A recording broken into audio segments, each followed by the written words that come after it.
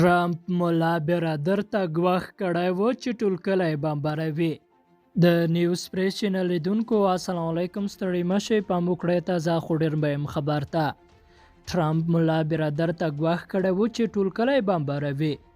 د ټرمپ د ماموریت په اړه د یوه کتاب لیکوال چې تر ډېره حکومتي دورو ته نږدې پاتې شوی او د ټرمپ د واکمنۍ پر مهال د سپینې ماڼۍ د کارکوونکو مشر ووایي ټرمپ ملا برادر ته ګواښ کړی و چې پر ټول کلي به یې هوایي برید کوي.